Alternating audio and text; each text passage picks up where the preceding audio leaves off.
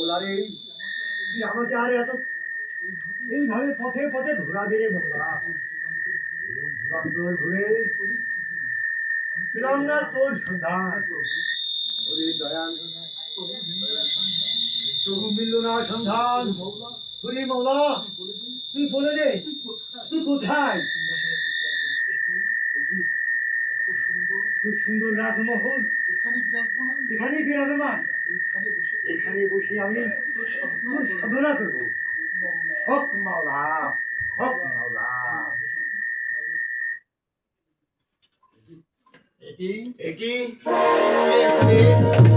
আমাদের এই রাজসিংহাসনের পাশে বসে আছে ওখানে। এখন এই সংবাদটা বাদশার নিকট পৌঁছাতে হবে। হক মাওলা।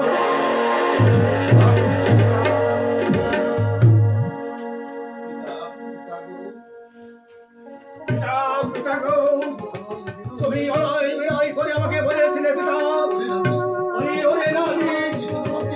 ওই জন্য কাউকে বিশ্বাস করবি না, ওই জন্য কাউকে প্রশ্রয় দিবি না। আমি তোমার মহারানীশ শুনতে পারবো না পিতা। আমি কাউকে বিশ্বাস করি না, কাউকে প্রশ্রয় দেবো না। হক মাওলা।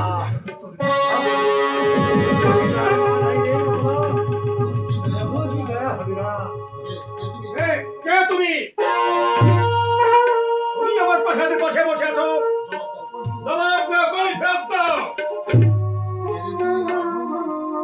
তুই নরাধম আমার সঙ্গে বারবার বিরক্ত করছিস। আমাকে চিনতে পারছিস না বন্ধু? কারণ আমি রোম রাজ্যের বাদশা নাদির শাহ। আসলে এই নাদির হাসান বলে আমার পরিচয় শ্রবণ কর। ওই সামান্য রোম রাজ্যের বাদশা, তুই আমাকে চিনিস না। আর তিনি সারা বিশ্বের রাজা, সেই সর্বযুগের প্রভু।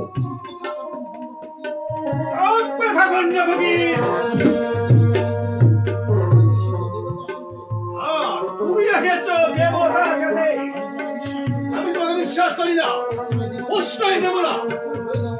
দূর হয়ে যাবো সব পক্ষ থেকে।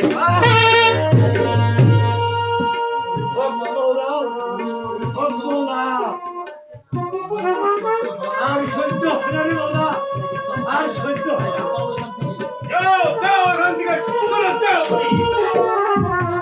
হ্যাঁ যাচ্ছি, তোকে যাবার পূর্বেই তোকে জানিয়ে যাচ্ছি আমার প্রেমে তুই অন্যায় অত্যাচার করেছিস। এবার প্রমাণ পায়, তোকে আমি দিচ্ছি কঠোর অভিশাপ। তোর এই সোনার রাজ্য পুড়ে হবে ধ্বংস, আর তুই হবি পথের ভিখারি।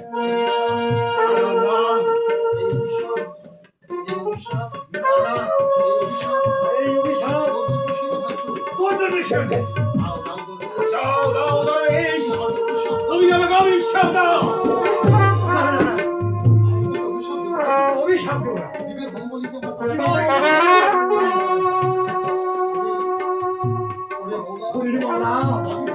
আমি ভুল করে ফেলেছি, আমি বড় ভুল করে ফেলেছি। তুই আমার বাক্য ফিরে দে, ফিরে দিবে না মৌলা। আরে সত্যি সত্যি ফিরে দিবে না। ওই বাদশা নাজিরের কপালে 12 বছরের দুঃখ রেখেছে।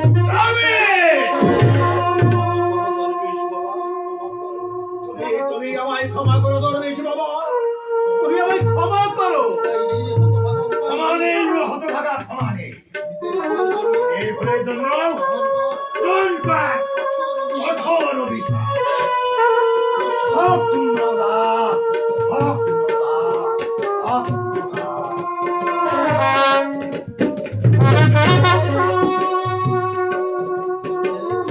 দরবেশ, তুমি কি করলে দরবেশ? খোদা মেহেরবান, তুমি আমায় এই কথা শোনালে। আমার এই সোনার রাজ্য পড়ে হবে ধ্বংস, আর আমি হব পথের ভিখারি।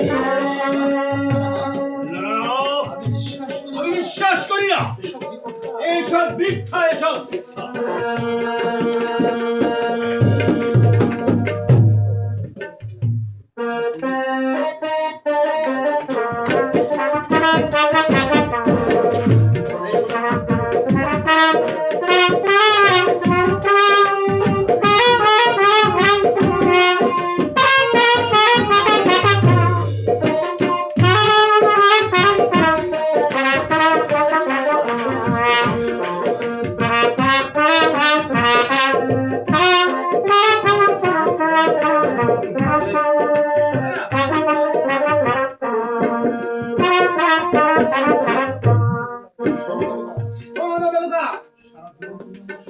সারা জীবন তুমি আমার সহধর্মিণী হয়ে থাকলে কিন্তু কোনো কি তোমার মনে স্বাদ হয় না। আমি হবো এই রাজ্যের বাচ্চা আর তুমি হবে আমার বেগম। শয়ন শিস্তে যা কামনা যা করেনি সে দুঃস্বপ্ন থেকে কি লাভ? সৃষ্টির কথা কি আজ সিংহাসন কার হাতে তুলে দিয়েছে নাকি বেলুকা? তিনি সত্য, তিনি যাকে দেবেন সেই তো পাবে। বেশ, আমি যদি এই রং সম্রাটের বাচ্চা হই, তোমাকে রাজধানী রূপে আমি তোমাকে আমার পাশে পাঠাবো, তখন আমি হব রাজা আর তুমি হবে রানী। আল্লাহ যদি আপনার প্রতি সদয় হয় আর বাদশা নাজিরের প্রতি দয়া হয়, আচ্ছা নদীর সাথী চাই দিলে রাজ্য পাবে বেলুকা। তার হাতে থেকে আমাকে রাজ্যটাকে নিতে হবে। বলেন কি আপনি? বাদশার বিরুদ্ধে চক্রান্ত? এই রাজ্যটাকে ছিনিয়ে নিতে চাও? এতটুকু বুঝবার ক্ষমতা তোমার যদি না থাকে বেলুকা, তাহলে তুমি রাজা হবে কেমন করে? বুঝবার ক্ষমতা যদি আমার নাই থাকুক, আপনার স্মরণ আছে কি সেই অতীতের কথাগুলো, যেদিন বাচ্চা নাজিরের পিতা ওই আপনাকে ওই জঙ্গল থেকে কুড়িয়ে এনেছিল আর ওদের কথা নিষিদ্ধ করেছিল, আর এখন তার বিরুদ্ধে তুমি ষড়যন্ত্র করছো? আপনার লজ্জা করে না? দেখো বেলুকা, অতীতকে নিয়ে তুমি কখনো কারাবাড়ি করবে না। বাচ্চা আমাকে হতে হবে। এ অসম্ভব। স্বয়ং বাচ্চা জীবিত, এই সুযোগ একেবারে অসম্ভব। তাছাড়া মৃত্যুর পর এই রাজ সিংহাসনের মালিক তার একমাত্র পুত্র কামারও।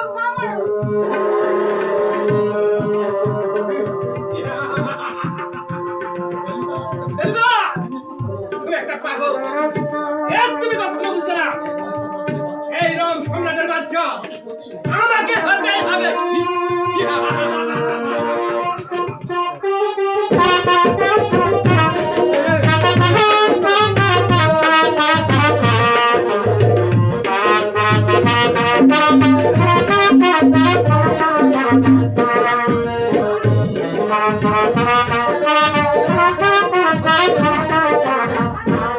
বলছি যখন যে জিনিস নেই বেশি কিন্তু নিয়ে যাবে তুই গেছিল এবার কিন্তু বুঝলে ভালো করে আর ওই ওনাকে বলেন যে ফোনটা বারবার এইভাবে হাঁটাই দেখছে, এগুলো খারাপ। মন স্থির রাখো।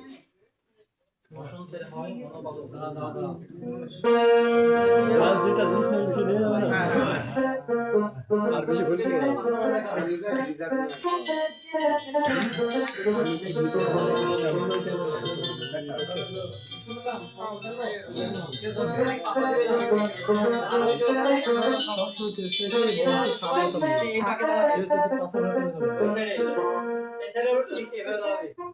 দর্শককে এই সাইডে নিবে সবাই, ওই সাইডে এই সাইডে, ঠিক আছে? দর্শককে পাশে গেলে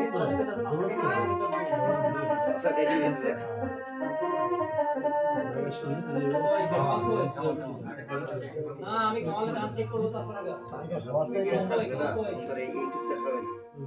আমি কামালে গানটা চেক করবো তারপরে গেলে সিনটা শুরু হবে, ঠিক আছে? আপনারা একটু ধৈর্য ধরেন। হিসাবে হিসাবে যত কি গান ছিল? বসন্তের হাওয়া তো আনন্দ গান। তোমার কি গান? এতে উদয়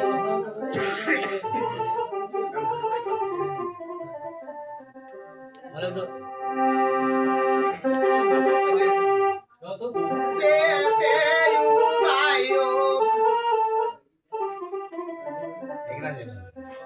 কোথায় আসলো? নিচে আসলো।